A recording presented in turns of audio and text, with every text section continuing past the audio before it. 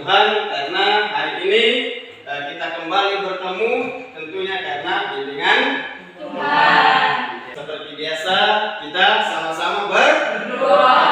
Bapak Guru dan teman-teman, marilah kita siapkan hati kita untuk berdoa dalam nama Bapa. Allah Bapa di dalam kerajaan surga, kami ingin mengucap syukur dan berterima kasih kepadamu karena atas berkat dan perlindunganmu kami bisa berkumpul di tempat ini dalam keadaan sehat walafiat. Sebentar lagi kami akan melaksanakan tugas kami masing-masing. Sertailah kami, jauhkanlah kami dari segala mara bahaya, malapetaka yang mengancam jiwa dan raga kami. Semoga apa yang kami pelajari pada hari ini dapat bermanfaat bagi masa depan kami, baik bagi kami sendiri maupun bagi sesama. Namamu kami puji, ini, esok, dan sepanjang segala masa. Amin. Dalam nama Tuhan. Amin. Ya, baik, terima kasih kepada Afif yang telah mengantar kita pada doa pembukaan, yaitu pembukaan kegiatan pembelajaran kita hari ini. Ya, anak-anak sekalian, tujuan pembelajaran kita kali ini, ya, tujuan yang harus kamu capai. Tujuan harus kamu capai, yaitu mampu membedakan permintaan dan kebenaran. Jadi tentunya sebelum kita lanjut, saya mau tanya dulu ya. Minggu lalu pelajaran tentang apa? Minggu lalu kita mempelajari tentang keseimbangan pasar ya. Keseimbangan pasar. Siapa yang perlu menjelaskan tentang keseimbangan pasar? Yang bisa? Yang bisa? Rame ya. Jadi yang paling mana? Yang paling ujung? Keseimbangan pasar. Keseimbangan pasar terjadi apabila penjual dan pembeli sepakat akan harga suatu barang. Baik, terima kasih. Jadi keseimbangan pasar terjadi apabila penjual dan pembeli sepakat atas harga suatu barang atau jasa. Ya, itu pelajaran kita minggu lalu ya. Jadi pelajaran kita kali ini yaitu belajar tentang permintaan dan penawaran. Tetapi anak-anak harus paham baik ya. Dengar arahannya ya. Dengar arahannya. Yang pertama, jadi kamu harus setelah pelajaran ini nanti kamu harus mampu yang pertama memahami permintaan dan penawaran. Iya, jadi sebentar tentunya dalam kegiatan kita ada praktek kecil ya. Kita coba untuk memperagakan sebentar, yaitu ada yang menjual dan ada yang membeli supaya kita lebih paham dan lebih mengerti tentang permintaan dan penawaran. Saya mau tanya, oke? Saya mau memberikan pertanyaan-pertanyaan awal ya. Ya, jadi harus semangat. Ayo, semangat. Pertanyaan dulu. Sama tiga, mantap, luar biasa. Kami calon masa depan yang hebat semua. Pertanyaan seperti ini. Apakah kalian pernah menjual suatu barang? Iya, Pak. Ada yang tidak, ada yang pernah ya? Ada yang pernah. Siapa yang pernah menjual? Pernah menjual? Iya. Jual apa saja? Menjual kue, menjual tempe, menjual lain-lain. Pernah kamu melihat orang menjual? Iya. Hampir setiap hari tentunya ya. Kalau kamu ke warung-warung atau ke kios, kemudian ada juga pedagang keliling gitu ya. Iya. Kemudian, apakah kamu pernah membeli? Tapi kalau beli ini saya yakin ya, setiap hari sudah ya. Kemudian ini zaman modern ya, zaman serba-serbi semuanya yang di Jakarta menjual, di sini pembelinya. Namanya penjualan apa? Online. Iya, pembelajaran online. Jadi sekarang itu hampir semua kita ini suka dengan pasar online ya. Saya sebut dengan pasar abstrak. Kali lalu kita itu yang bahas tentang itu ya. Mau tanya saja dulu ya. Kenapa banyak masyarakat lebih senang, lebih suka dengan online, pasar online? Ayo, kenapa? No. Open. Kualitas barang. Satu, kualitas barang. Ada yang menambah apa lucu? Harga barang. Harga murah maksudnya atau mahal? Harga murah. Ada yang disebut dengan ongkirnya juga ya. modelnya. Jadi saya pikir bukan hanya karena harga, bukan hanya karena kualitas, tetapi ini adalah sebagai ekspresi kita di masa serba modern ya. Oke, baik anak-anak sekalian, sebelum kita berdiskusi ya, saya minta 2 orang dulu ambil barang jualannya, yuk. Ambil barang jualannya. Ya. Siapa penjualnya? Ada penjualnya kan? Ya, ambil barang jualannya. Yang lainnya kamu sebentar sebagai pembeli ya, sebagai pembeli. Oke. Kita ingin memperagakan ya supaya kamu nanti mengerti betul tentang permintaan dan penawaran. Ya. Silakan anak-anak yang lain membeli kue di toko kue sekarang.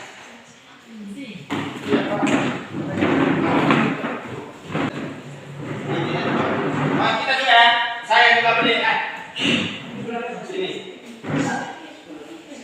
Dan ini uang 10.000 sudah. Yuk. Ya, ambil saja. Ya, ini jadi.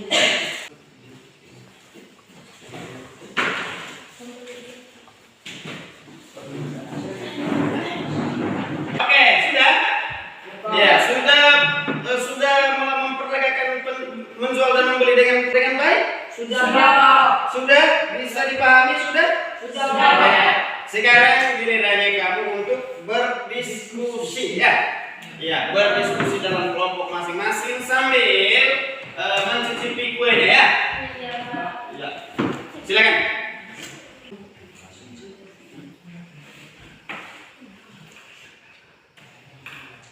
Kalau kamu cepat selesai diskusinya, nanti cepat juga presentasinya. Nanti presentasi cukup lama ya? Iya, Pak. Ya, cukup lama di presentasinya sebentar. Ini hasil diskusinya tadi. Iya, Pak. Oh iya, lanjut ya. Iya. Nah, lanjut.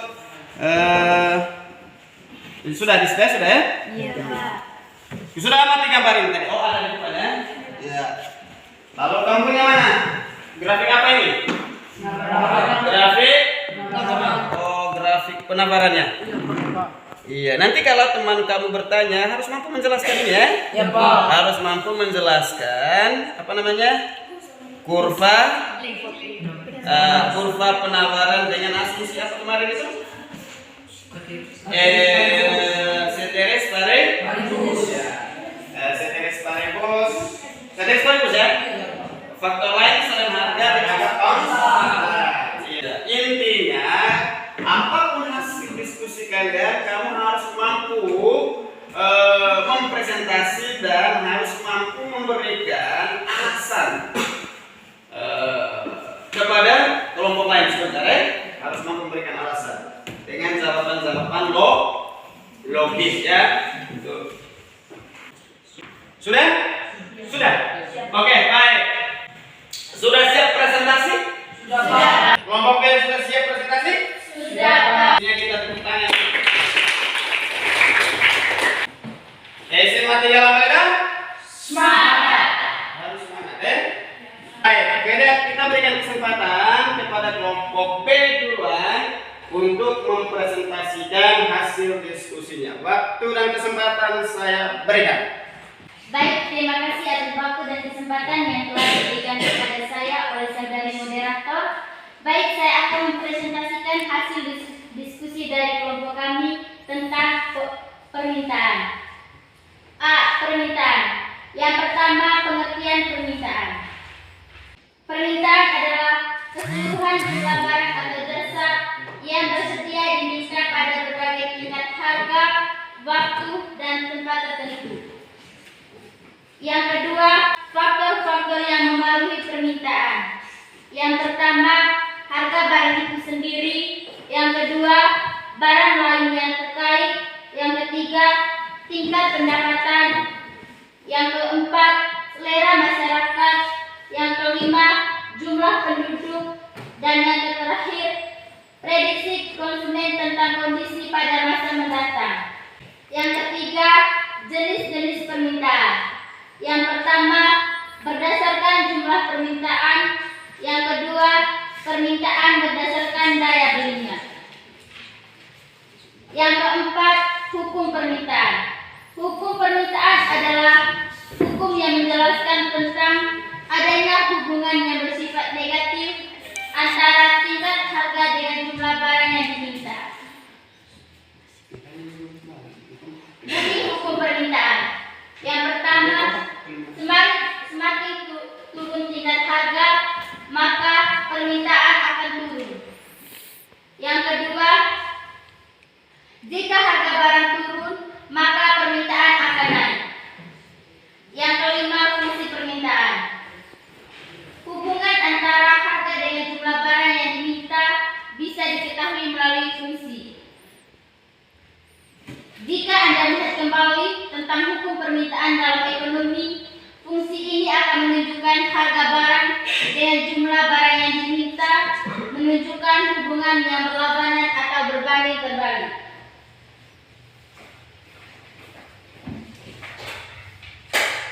Yang keenam, kurva permintaan. Kurva permintaan adalah kurva yang menggambarkan hubungan antara kuantitas barang yang diminta dengan harga barang-barang itu sendiri dengan asumsi faktor-faktor lain dianggap tepat.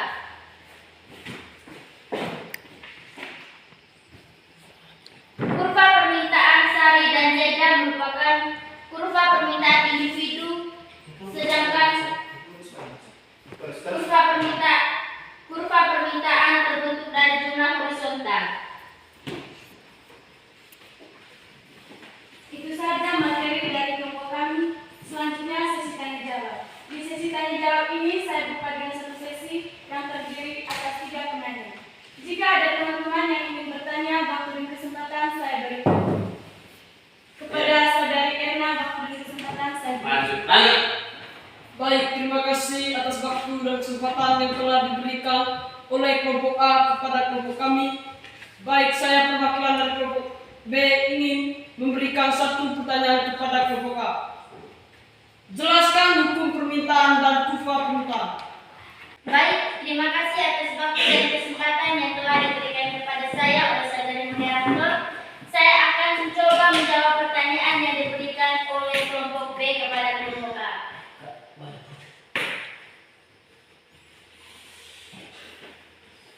Yang pertama, kita harus mengetahui tentang bunyi hukum permintaan.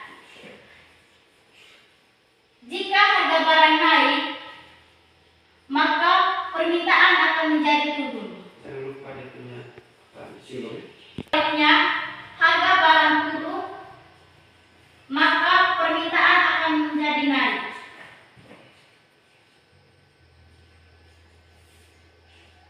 Jadi, kita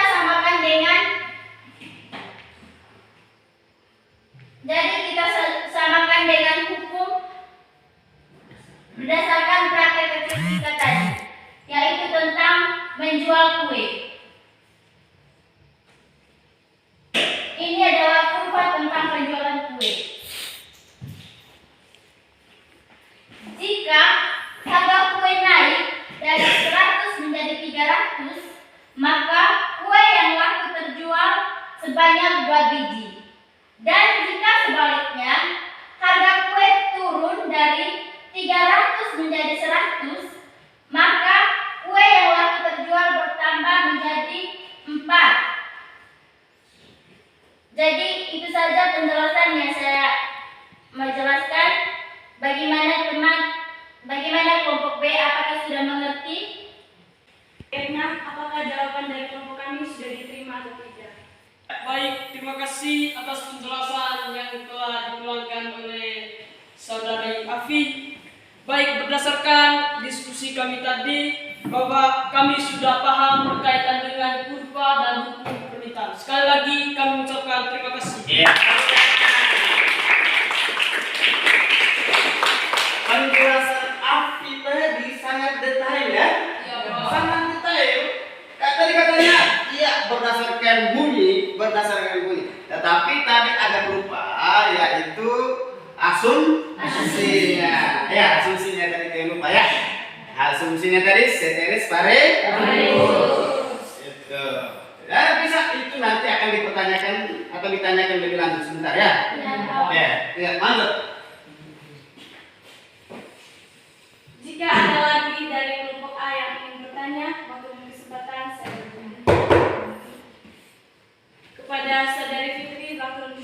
Semangat, ayo semangat. Terima kasih waktu dan kesempatan yang telah diberikan kepada saya. Baik, saya akan memberikan pertanyaan kepada kelompok Anda. Coba jelaskan contoh tentang fungsi permintaan. Contoh fungsi ya? Contoh soal? Oh iya. Ada contoh soal hasil diskusi kalian? Ada. Iya, silakan kalau ada. Oleh teman kamu tadi diminta untuk menampilkan salah satu contoh soal ya. Bunyi hukum permintaan. Terima kasih atas waktu dan kesempatan yang telah diberikan kepada saya oleh dari moderator. Saya akan mencoba menjawab pertanyaan yang diberikan oleh kelompok B kepada kelompok kami tentang contoh soal fungsi permintaan. QID sama dengan 50 kurang 0,5 P. Yang pertama, menentukan titik potong sumbu P pada saat sumbu Q sama dengan 0. Q sama dengan 50 kurang 0,5 P. 0 sama dengan 50 kurang 0,5 P. 0 ini didapatkan dari pada saat sumbu Q sama dengan 0. Makanya di sini ada nilai 0. Terus kita pindah luas dari negatif 0,5 P menjadi positif 0,5 P karena pindah luasnya ke depan. 0,5 P sama dengan 50. Maka P sama dengan 50 per 0,5. P sama dengan 50. P sama dengan 100 hasil dari 50 per 0,5. Yang kedua, menentukan titik potong sumbu Q pada saat P sama dengan 0. QD sama dengan 50 kurang 0,5 P. QD sama dengan 50 kurang 0,5 kali 0. 0 ini didapatkan dari pada saat P sama dengan 0. Jadi QD sama dengan 50 kurang 0. QD sama dengan 50. Jadi ini adalah kurvannya. Jika harga barang 100, maka barang yang didapatkan sebanyak 50 unit. Waktu selanjutnya saya kembali lagi kepada saudari moderator. Bagaimana Saudari Fitri, apakah penjelasan dari kelompok kami sudah diterima atau tidak? Baik, terima kasih atas jawaban dari kelompok Anda. Jawabannya sudah diterima. Terima kasih. Ya, baik. Saya pikir sangat sempurna penjelasan dari Afida ya. Sangat sempurna dengan alasan-alasan logis ya. Diskusi ini saya tutup. Jika ada kata yang kurang berkenan di hati Bapak Guru dan teman-teman, saya selaku moderator mohon maaf yang sebesar-besarnya. Sekian dan terima kasih. Baik, terima kasih. Yes, juga sekali lagi terima kasih kepada kelompok A yang telah mempresentasikan hasil diskusinya dengan sempurna. Baik, waktu selanjutnya saya berikan kesempatan kepada kelompok B untuk mempresentasi atau mempertanggungjawabkan hasil diskusinya di hadapan kelompok A. Silakan kelompok B. Terima kasih atas waktu dan kesempatan yang telah diberikan kepada saya. Saya langsung saja membacakan hasil diskusi dari kelompok kami. Yang pertama, pengertian penawaran. Penawaran adalah jumlah barang yang mampu dan tersedia untuk dijual oleh produsen. Yang kedua, faktor-faktor yang mempengaruhi penawaran. Yang pertama, harga barang. Yang kedua, jumlah penjual atau produsen. Yang ketiga, bencana alam. Yang keempat, harga barang berganti. Yang kelima, biaya produksi. Yang keenam, kemajuan teknologi. Yang ketujuh, pajak. Yang kedelapan, perkiraan harga di masa depan. Dan yang terakhir, kebijaksanaan pemerintah dan situasi politik. Yang ketiga, jenis-jenis penawaran. Yang pertama, penawaran pasar. Dan yang kedua, penawaran perorangan. Yang keempat, hukum penabaran. Hukum penabaran, ketika harga barang naik, maka jumlah barang yang ditawarkan akan meningkat. Yang kelima, fungsi penabaran. Bentuk fungsi penabaran. P sama dengan A tambah BQ atau Q sama dengan A tambah BP. P sama dengan harga barang per unit. Q sama dengan jumlah barang yang ditawarkan. A sama dengan angka kos kasta. B sama dengan kemiringan. Baik, itu saja hasil diskusi dari kelompok kami. Waktu selanjutnya saya kembalikan kepada saudara moderator. Jika ada teman-teman dari kelompok A yang bertanya, waktu dan kesempatan saya berikan. Coba kelompok Anda jelaskan hukum penabaran melalui kurva penabaran. Terima kasih atas waktu dan kesempatan yang telah diberikan oleh saudara moderator kepada saya. Pada pagi hari ini saya ingin mencoba menjelaskan berkaitan dengan hukum penabaran dan kurva penabaran. Langsung saja saya menjelaskan. Jika harga barang naik, maka jumlah penawarannya juga akan semakin naik. Dan jika harga barang turun, dan penawarannya juga akan semakin turun. Selanjutnya saya menggambar kurva.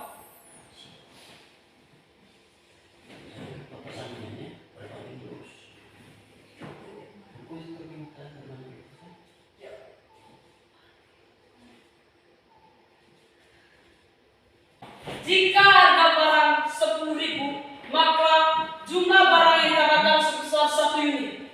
Dan jika harga barang naik dari 10.000 menjadi 30.000, maka jumlah barang yang ditawarkan sebesar 2 unit. Sebanyak 2 unit. Dan jika harga barang naik dari 30 menjadi 50, maka barang yang ditawarkan sebesar 5 unit. Dan sebaliknya, jika harga barang turun dari 50 menjadi 30, maka jumlah penawarannya sebanyak 2 unit. Dan jika harga barang turun dari 30 menjadi 10.000, maka jumlah penawaran barang sebanyak 1 unit. Mungkin itu saja yang saya bisa jelaskan pada pagi ini. Waktu selanjutnya saya berikan kepada saudara moderator. Itu saja hasil jawaban dari kelompok kami. Bagaimana teman Rafli? Jawaban dari kelompok kami bisa diterima atau tidak? Baik, terima kasih atas jawabannya. Jawabannya sudah jelas, tapi saya ingin memberikan satu pertanyaan kepada kelompok Anda. Apakah kurva penabaran termasuk garing lurus atau berbanding terbalik? Tadi kami sudah menjelaskan hukumnya ya. Iya. Mungkin yang dimaksud oleh teman kamu, apakah berbanding terbalik atau berbanding lurus berdasarkan formulasi ya, formulasi juga ya. Ini formulasinya. Nah, kalau formulasikan seperti ini toh, iya. Silakan jawab apakah ini berbanding lurus atau berbanding terbalik. Mohon maaf teman Rafli, waktu menjawabnya mungkin saya membutuhkan diskusi dulu bersama teman-teman kelompok.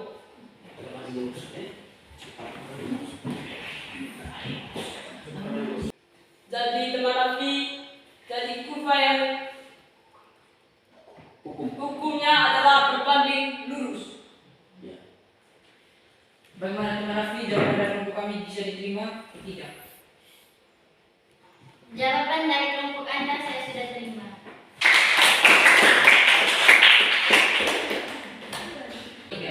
Jika ada kata-kata yang kurang berkenan dari teman-teman dan Bapak Guru, saya selaku moderator ingin meminta maaf sebesar-besarnya. Sekian. Baik.